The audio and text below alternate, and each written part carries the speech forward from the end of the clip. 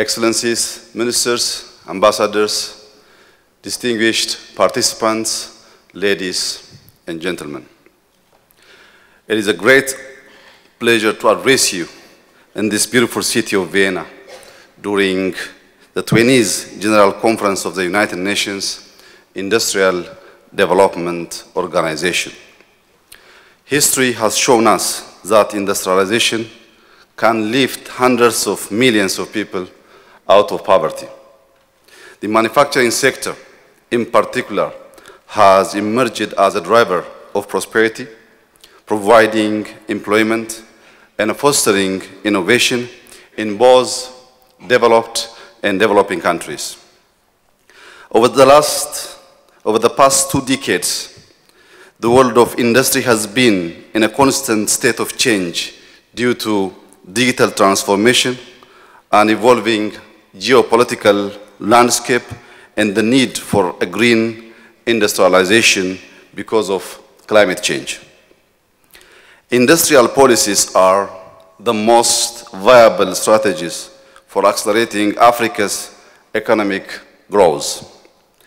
Our convening here today offers an opportunity to visit our shared commitment to promote inclusive and sustainable industrial development.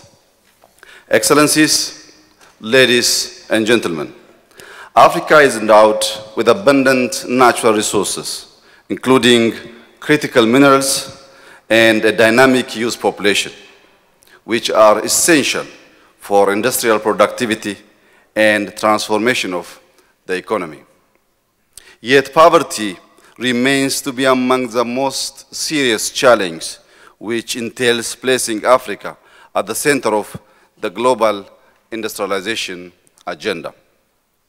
In Ethiopia, since 2018, we have embarked upon reforms rooted in a deep understanding of our potentials, challenges, and opportunities to expand our economy and accelerate poverty reduction.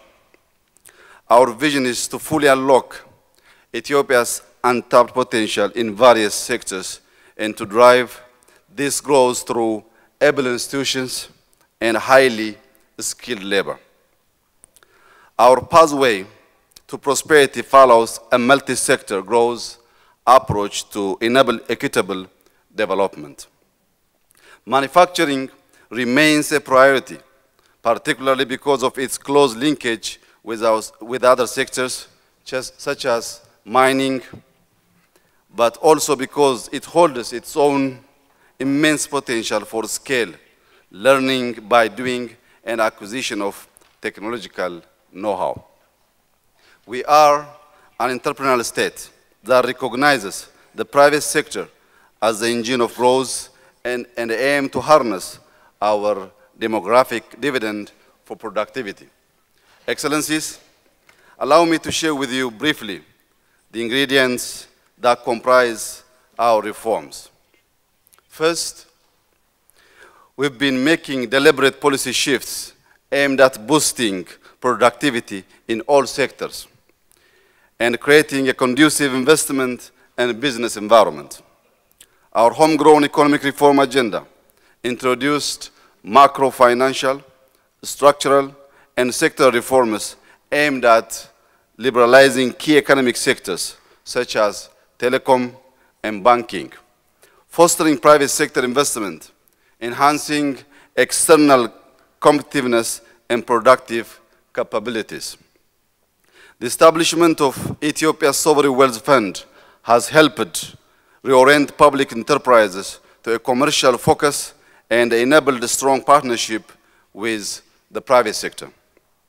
We have strengthened our adaptive industrial policy making by establishing a free economic zone in order to be more agile in the face of a changing world.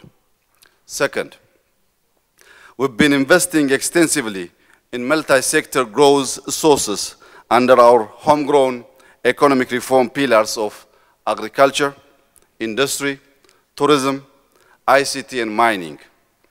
These investments have translated into noteworthy achievements, including increased agricultural productivity, the emergence of a growing mining sector, robust momentum in the digital economy, and notable flagship destination initiatives in the tourism sector.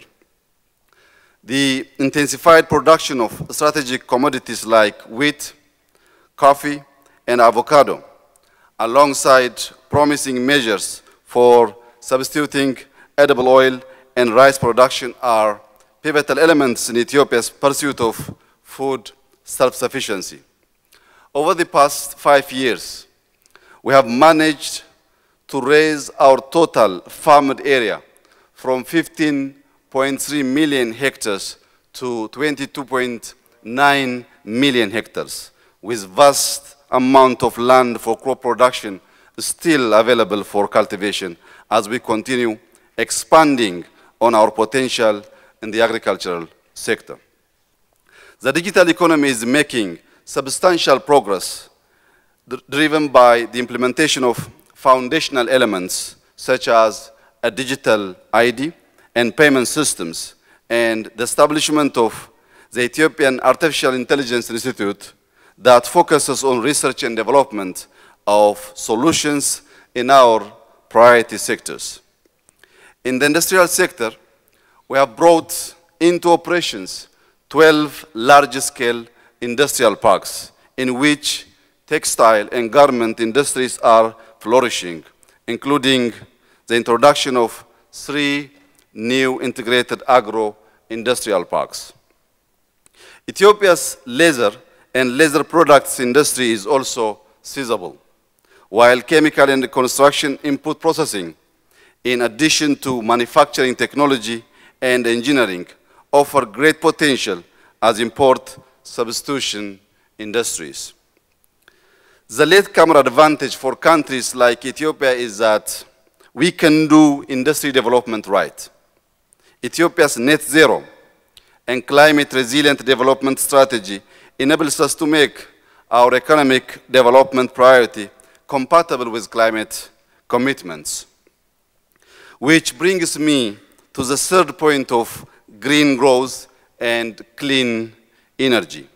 We firmly recognize that sustainable industrial development must not come at the cost of environment or the well-being of our people. Harnessing the potential of renewable energy sources to power our industries is our priority. Through our national energy policy and the energy efficiency strategies for various sectors, the government is committed to building a climate-resilient green economy by expanding electricity generation from clean energy sources. Ethiopia already generates 98% of its energy from clean sources. The Grand Ethiopian Renaissance Dam is Africa's largest hydropower plant, and Croatia is the 3rd largest. We are expanding our wind, solar, and geothermal sources, and currently harnessing green hydrogen to support industrial growth. Nationally, Ethiopia has more than 60,000 megawatt potential from our diversified and abundant renewable energy resources. But reaching this capacity requires significant investments. On green growth, Ethiopia remains a leader on the continent in the practical approach to climate change mitigation and adaptation. Since 2019, we have been diligently planting trees to address our dual goal of food security and climate change mitigation. 32.5 billion seedlings have been planted in 5 years through the mobilization of more than 25 million citizens throughout the country annually. Lastly, I would like to emphasize that social development is a key foundation for our development goals. We have invested in education and skills development of our youth, equipping them with the capabilities needed in various industries and innovative economic sectors. Our approach is to be inclusive and equitable, benefiting all segments of our society, especially the marginalized and the vulnerable. Excellencies, ladies and gentlemen, Ethiopia is a resourceful, resilient, and productive nation on a path to unlocking many of its potentials for inclusive and sustainable growth. Our multiple reforms have allowed us to double our GDP and our per capita income in 5 years. But one of the basic tools for sustainable economic growth and industrialization is the attraction of foreign direct investment. We've been hard at work creating a favorable investment and business environment to attract FDI. Yet further support is needed in matching the right investments to the right sectors. Similarly, skills and technology transfer are a center of Ethiopia's industrial development policy and practice.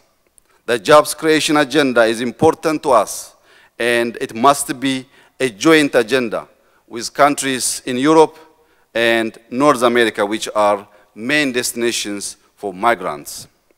We have an abundant youth population that has increasingly become technologically savvy and skilled.